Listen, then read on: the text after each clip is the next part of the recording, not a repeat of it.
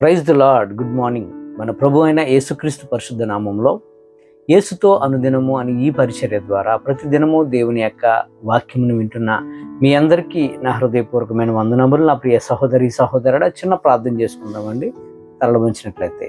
మహాగణుడ పరిశుద్ధుడైన మా తండ్రి, ఈరోజు ఈ యొక్క వాక్యం ద్వారా మీరు మాతో మాట్లాడుతున్నటువంటి ఈ మాటలను మేము వినుచుండగా మా హృదయాలలో నాయన ప్రభా, మా యొక్క తలంపులలో నాయన ప్రభా, నీ మార్గాలను నాయన చేర్చే నేను నీ వాక్యంతో మమ్మల్ని అందరినీ బలపరచమని, నేను నీ వాక్యంతో మమ్మల్ని అందరినీ తృప్తిపరచమని, ఈ మాటలు ఉంటున్న ప్రతి ఒక్కరిని పేరు పేరుని మీరు దీవించమని యేసయ్య పుణ్యనామంలో ప్రార్థించి వేడుకొనుచున్నాం మా యెహోవా తండ్రి. ఆమేన్. God bless you. దేవుడు ఈరోజు మనతో మాట్లాడుతున్న మాట ఏంటంటే, ఐక్యతగా ఉన్న చోటు ఎలా ఉంటుందంటే చాలా ఆశీర్వాదంగా ఉంటుందట. యూనిటీ ఈజ్ డైవర్సిటీ అంటారు, వన్నెస్ కూడా అంటారు. కలిసికట్టుగా మనం పనిచేస్తేనండి, ఆలోచన చేస్తే ఒకే మాటలో చక్కటి సమాధానంతో అందరము కలిసి ఐక్యతగా ఉన్న చోట ఎవరు కూడా మనల్ని కదపలేరు, మన మీద ఎవరు కూడా అటాక్ చేయలేరు. అది కుటుంబమైనా మరి ఏదేమైనా ఒక్కటిగా ఉంటే మనల్ని మీద ఎవరైనా అటాక్ చేయొచ్చేమో, కానీ ఇద్దరుగా యూనిటీగా కలిసి మనం ఉంటే ఎవరు కూడా మన మీదకు రాలేరు. అందుకని ప్రభు అంటున్నాడు, ఎక్కడ ఇద్దరు ముగ్గురు కూడి నా నామములో ఏకీభవిస్తారో వారి మధ్య నేను ఉంటాను అంటున్నాడు. ఎందుకంటే సహవాసము కావాలి, ఫెలోషిప్ కావాలి దేవునికి. ఎవరిలో కూడా భేదాభిప్రాయాలు ఉండకూడదు. అందరము ఒకే తాటి మీద, అందరము ఒకే మాట మీద, ఎవరిలో కూడా ఎటువంటి డిఫరెన్సెస్ ఉండకూడదు, ఎటువంటి డివైడ్స్ ఉండకూడదని దేవుని యొక్క వాక్యమే ఉంది. అందుకనే గవర్నమెంట్ వారు కాలేజెస్లో కావచ్చు, స్కూల్స్లో కావచ్చు, యూనివర్సిటీలో కావచ్చు, ఇప్పుడు చాలా ఆఫీసెస్లో కూడా, కొన్ని షాపింగ్ మాల్లో కూడా మరి ఏం చేస్తున్నారు, యూనిఫామ్ పెడుతున్నారు. ఎందుకు అంటే అక్కడ ధనికులు ఉంటారు, పేదవాళ్ళు ఉంటారు, అందరూ ఉంటారు, అందరూ సమానమే. ఎవరు ఎక్కువ కాదు, ఎవరు తక్కువ కాదు, అలా ఉండకూడదని అందరిలో కూడా ఈ యొక్క యూనిఫామ్ పెట్టారు. యూనిఫామ్ అంటే అర్థం ఏంటి? ఏకరీతిగా ఉండాలని, భేదాభిప్రాయాలు లేకుండా ఉండాలనేదే మరి ముఖ్య ఉద్దేశం. కనుక యూనిటీని మనం రెండు రకాలుగా డివైడ్ చేస్తే, ఐక్యతగా కలిసి ఉండటం ద్వారా ఆశీర్వాదాలు వస్తాయి మొదటగా. రెండోదిగా మనం చూసినట్లయితే ఐక్యతగా ఉండటం ద్వారా రక్షణ మరియు ఆనందం కూడా లభిస్తాయట ఐక్యతతో ఉన్నప్పుడు.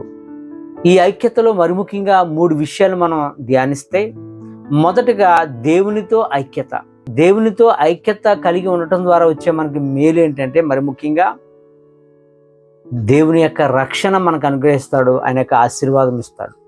రెండవదిగా మనం చూసినట్లయితే సంఘములో కానీ కుటుంబంలో కానీ వన్నెస్ ఉన్న చోట, కలిసికట్టుగా పనిచేస్తున్న చోట ఎంతో ఆశీర్వాదం ఉంటుందని బైబిల్ బోధిస్తుంది. కలిసికట్టుగా ఉండాలని బోధిస్తుంది. అది ఇల్లు అయినా, చర్చ్ అయినా, మరి ఏదైనా అక్కడ వన్నెస్ ఉండటం వల్ల శాశ్వత జీవము అక్కడ ఉంటుందంట. ఎవరు కూడా మన మీద కనుచూపు కూడా చూడడానికి వీలులేని విధంగా, ఎవరు కూడా మన మీద అటాక్ చేయడానికి కూడా వీలులేని విధముగా మనము ఉండగలుగుతున్నాం. ఎందుకంటే వన్నెస్, ఐక్యత కలిగి ఉండటం వల్ల. అది శారీరకంగా కాదు, ఆత్మీయంగా కూడా మనం చేయాలి. ఐక్యతగా ఉన్న చోట మనము గొప్ప ఆత్మీయ మేలులు పొందుకోగలం.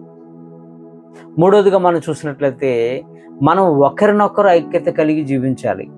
మనం ఒకరినొకరు ఐక్యత కలిగి ఉండటం ద్వారా మనం ముందు చూసినట్లుగా దేవునితో ఐక్యత కలిగి, అలాగే సంఘముతో ఐక్యత కలిగి, అప్పుడు మనం ఒకరితో ఒకరు ఐక్యత కలిగటం వల్ల వచ్చే మేలు ఏంటంటే, ప్రేమ కలిగి ఉంటాం, అలాగే సహనము కలిగి ఉంటాం, ఒకరినొకరు గౌరవించుకుంటాం, ఒకరి అవసరతలో ఒకరు పాలు పంపులు పొందుకుంటాం, ఒకరినొకరు అర్థం చేసుకుంటాం, ఒకరి యొక్క బాధలు ఒకరు మనం పంచుకుంటాం. అది సంఘముతో మనము ఒకరినొకరు ఐక్యత కలిగి ఉండటం ద్వారా. ఇట్లా మనము ఐక్యత కలిగి ఉంటే మనల్ని ఆ ఐక్యత ఏం చేస్తుందంటే దేవుని యొక్క సన్నిధికి తీసుకొని వెళ్తుంది. అది ఎంత ఆశీర్వాదము, ఎంతో గొప్ప మేలట. అందుకనే ఐక్యతలో ఆశీర్వాదాలని మనకి 133వ కీర్తనలో మనం చూసినట్లయితే అందులో మొదటి వచనం మనం చదువుకుందాం. 133 కీర్తన మొదటి వచనం ఏముందండి? సహోదరుల ఐక్యత కలిగి నివసించుట ఎంత మేలు, ఎంత మనోహరము అని అక్కడ బోధిస్తూ ఉంది. ఇంకా అక్కడ చాలా విషయాలు ఉన్నాయి, అది మనం ధ్యానించట్లేదు. కానీ అది చూడ్డానికట ఆ సహోదరులు ఐక్యత కలిగి ఉండటం వల్ల, అది కుటుంబంలో అన్నతమ్ములు కావచ్చు, కుటుంబంలో అక్క చెల్లెలు కావచ్చు, సంఘంలో సహోదరులు కావచ్చు, మీ కాలేజెస్లో స్టూడెంట్స్ అందరు కలిసికట్టుగా ఉండటం కావచ్చు, లేదంటే మీ ఆఫీసులో అందరూ కలిసికట్టుగా ఉండటం కావచ్చు. అది చూడడానికి ఎలా ఉంటుందంట? చాలా చూడముచ్చటగా కనిపిస్తూ ఉంటుందట. కలిసి జీవించే చోట సాతానుడు ఎంటర్ అవ్వలేడు. అందుకనే యేసుప్రభువు వారు కూడా ఆయన టీం వర్క్గా సేవ చేసినట్లుగా మనం చూస్తాం. ఎందుకంటే అక్కడ ఆశీర్వాదం ఉంటుందని. ఆయన శిష్యులు అందరితో కలిసి సువార్త ప్రకటించారు. ప్రసంగి గ్రంథము 4వ అధ్యాయము 9-10 వచనాలు మనం చూసినట్లయితే, ఇద్దరి కష్టము చేత ఉభయులకు మంచి ఫలము కలుగును కనుక ఒంటిగాడే ఉండుట కంటే ఇద్దరు కూడి ఉండుట మేలు. 10వ వచనంలో, వారు పడిపోయినను ఒకడు తనతో వానిని లేవనెత్తును, అయితే ఒంటరిగాడు పడిపోయిన ఎడల వానికి శ్రమయే కలుగును, వాణ్ణి లేవనెత్తువాడు లేకపోవును. యేసుప్రభువు వారు ఆయన శిష్యులను సువార్తకు పంపేటప్పుడు ఆయన జతలుగా పంపాడు, కానీ ఒంటరిగా పంపలేదు. ఎందుకు జతలుగా పంపారంటే, ఈ వాక్యంలో సెలవిచ్చిన రీతిగా ఒకడు పడిపోయినప్పుడు మరొకడు బలపరచడానికి. వాడు ఆత్మీయ స్థితిలో పడిపోయినా, శారీరక పరిస్థితులు పడిపోయినా, ఎలా పడిపోయినప్పటికీ కూడా ఒకరికి ఇంకొకడు తోడుండటం వల్ల, ఒకరికి ఒకరు మంచి మాట చెప్పే ఒక మెంటోర్ ఉండటం వల్ల మనం ఎంతో గొప్ప మేలు మనం పొందుకోగలం. అలాగే గృహాల్లో కావచ్చు, మనం ఉభయులు ఇద్దరు కలిసి పని చేస్తే ఎంత ఆశీర్వాదం ఉంటుందండి? చాలా ఆశీర్వాదం ఉంటుంది. కలిసి కుటుంబంలో ప్రార్థన చేస్తే ఆ ఇంట్లో ఏముంటుందంటే ఆశీర్వాదం ఉంటుందట. కలిసి కట్టుగా కుటుంబ ప్రార్థన చేసిన చోట అక్కడ ఏముంటుందంటే సమాధానం ఉంటుంది. కలిసి పని చేయాలి. ఐక్యతతో కలిసి పని చేస్తే ఏముంటుందంటే అక్కడ భేదాభిప్రాయాలు ఉండవు, అందరూ సమానమే. ఒకరు ఎక్కువ ఉండదు, ఒకరు తక్కువ ఉండదు. మన ఐక్యతతో మనం కలిసి ముందుకు సాగిపోవాలి. కుటుంబం కలిసి ఉంటే ఏమవుతుంది? ఆశీర్వాదం వస్తుందన్నాం. భర్త భార్యలు కలిసి ముందుకు సాగిపోతూ ఉండాలి. అది భార్యాభర్తలు కావచ్చు, స్నేహితులు కావచ్చు, సంఘం కావచ్చు. మనం అందరం కలిసి పని చేయటం వల్ల ఏమవుతుందంటే ఆ పని ఈజీ అయిపోతుంది. మనం ఏదైనా పని ప్రారంభించేటప్పుడు కానీ ఏది చేసినప్పుడు కూడా అందరం కలిసి ఒక్క ఆలోచన ప్రకారంగా కాకుండా అందరూ కలిసి ఆలోచన చేస్తే అందులో ఏదో ఒక ఆలోచన మనల్ని మంచి మార్గంలో నడిపిస్తుంది. అందుకని సామెతల గ్రంథము 11వ అధ్యాయం 14వ వచనంలో ఉంటుంది కదా, ఆ ఆలోచనకర్తలు అనేకులుండుట రక్షణకరమంట. మన యొక్క మధ్యలో మన కుటుంబంలో కావచ్చు, ఎక్కడైనా కావచ్చు, సంఘంలో కావచ్చు, ఆలోచనకర్తలు ఉండటం వల్ల మనకెంతో రక్షణ భాగ్యము. కలిసి ప్రార్థన చేసేవారిగా ఉండాలి. ఫెలోషిప్ కావాలి. దేవునికి కావాల్సిందంటే ఫెలోషిప్ కావాలి. ఆయన మనందరం కలిసి ప్రార్థన చేయటం వల్ల ఏమవుతుందంటే గొప్ప అక్కడ విడుదల వస్తుంది. ఎరుకో పట్టణాన్ని చూడండి, అందరూ కలిసి కట్టుగా ఫెలోషిప్గా అందరూ వెళ్ళి 7 రోజులు ఆ యొక్క ప్రాకారం చుట్టూ తిరగగా ఏమైందండి? ఎరుకో గోడలు కుప్ప కూలిపోయాయి. కనుక ఈ మాటలు ఉంటున్న నా ప్రియ సహోదరుడా, మన కుటుంబంలో ఐక్యత కొదువైందా? ఇప్పుడే ఈ మాటల ద్వారా మీరు కలిసికట్టుగా ఉండాలి. మీలో మాటలు కట్ అయ్యి విడిపోయారా? ఇప్పుడే కలవండి. అక్కడ ఏముంటుందంటే ఆశీర్వాదము, శాశ్వత జీవం ఉంటుంది.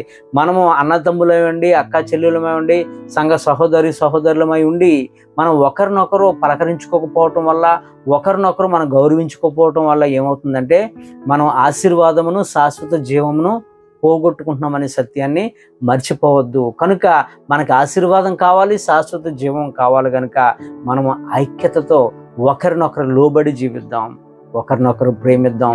మనలో ఎటువంటి భేదాభిప్రాయాలు ఉండకూడదు, ఎవరిలో ఎటువంటి డిఫరెన్సెస్ ఉండకూడదు. ఒకవేళ ఉన్న వెంటనే గద్దింపబడి వెంటనే సరిచేయబడాలి తప్ప ఆ పగను మనలో లోపల పెట్టుకుంటే ఆ పగ ఏం చేస్తుందంటే ప్రతి పగాని పిల్లని పెడుతుంది. ఆ యొక్క లవ్ని వారు పొందుకోకుండా కక్షలతో విడిపోయే పరిస్థితులు రాబోతున్నాయి. కనుక మనం ఐక్యత కలిగి జీవిస్తే ఆశీర్వాదాలతో, శాశ్వత జీవంతో మన కుటుంబాలు ఎంతగానో దీవింపబడతాయి, మన సంఘాలు ఎంతగానో ఆశీర్వదింపబడతాయి. ఈ కొద్ది మాటలు దేవుడు మనందరి జీవితంలో నెరవేర్చునుగాక. ఆమేన్. God bless you.